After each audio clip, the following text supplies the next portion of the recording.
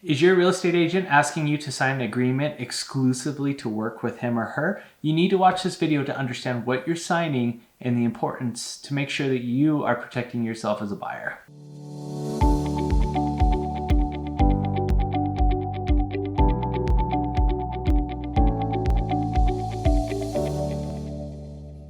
Thank you so much for watching. My name is Jesse with Fisco Real Estate. As always, we're bringing you some amazing content, so go ahead and like and subscribe. And you can also click on the bell here and it will notify you whenever we have a new video come up. Really want to go into this because this is something that was asked by one of my clients and I wanted to explain the importance of it. And it's called the buyer broker agreement. That agreement can be known as some different names. It could be an exclusive buyer agreement. It could also be just a buyer agreement. But please be aware when you're talking to your real estate agent, if you are a buyer, you are going to end up signing this at some point in the transaction. Now, a lot of agents don't bring this up right out the get-go. They wait until they get you under contract and then they ask you to sign, which is totally fine.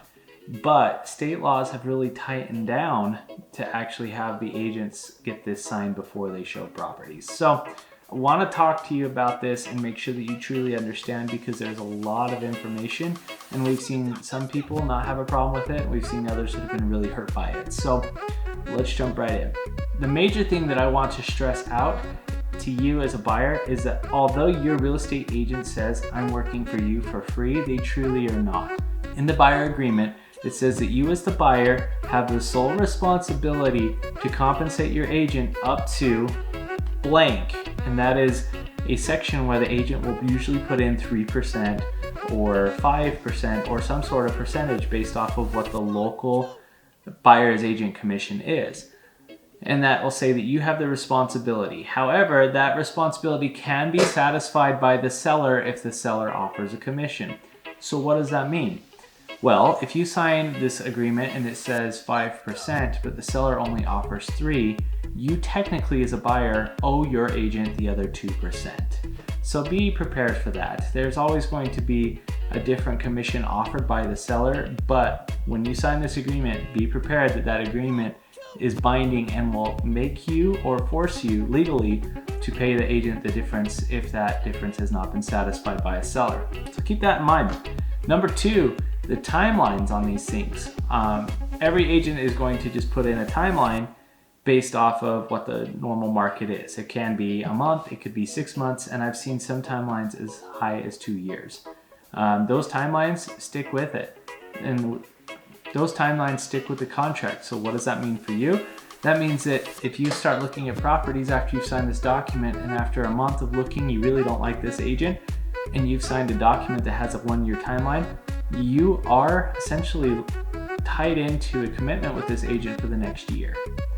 Now, let's say you go and find a house with a different agent and you go under contract and purchase. If the agent has this document signed, they could technically come after you for a 3% commission as well. Now, does that happen all the time? Not necessarily, but this is an agreement you are signing, so please be prepared for that. The last thing I really want to stress is the importance of you as a buyer being honest with your agent. This agreement is in place for a lot of reasons. In the past, there were a lot of investors that would just have agents showing them homes over and over and over, and that was because they didn't want to be tied to a specific agent. And that's okay. However, at some point, you're also using this agent's time and leveraging their resources to go out and show you properties. So it is important to find an agent that you want to work with and sign that agreement on terms that are both comfortable for you and that agent. If you don't come to an agreement or you don't sign and you end up using a different agent, that is just bad business practice. A lot of real estate agents are working for free until the transaction's closed. So if they've gone and shown you 5 to 15 homes and then you turn around and just fire them and go with another agent because you won't sign this agreement, that's really not courteous of that agent's time as well. So I wanted to put this together. The 2 main things I would always talk to your agent about is the commission agreement. Keep in mind, there are addendums that go to this contract. So if the seller is only offering a 2% commission, but your agreement says 3%, I would ask my agent to make an addendum essentially saying that the agent agrees to a 2% commission instead of 3%. And that should be fine. Make sure that you're very open with your agent and saying, I don't want to pay agent fees. There may be some cases where it makes sense for you to pay your buyer's agent to represent you. Buyer agents do not work for free. They are compensated by either the seller or by the buyer, and it is important to understand that. The other thing, once again, to hit home is the timelines, to make sure that you are under contract with specific timelines. A lot of times you see buyers go in and they sign this agreement and then they realize they don't like their agent. Well, it has to be mutually agreed upon between the buyer and agent to cancel this agreement. Sometimes the buyer won't cancel it on the agent and the agent won't cancel it on the buyer, and it's a mess. So please, once again, interview your agent before you sign and make sure that you understand what this document is. And always feel free to ask questions. If you have any questions directly for me, you can comment below, send me a text, or give me a call. I'm more than happy to answer the questions to the best of my capabilities and my licensing. Thanks so much for watching this video. Hope this helps you as a potential buyer in the future to understand what the buyer-broker agreement is and the importance of asking your real estate agent for more clarification on these documents. Hope you have a wonderful day. Thanks so much for watching.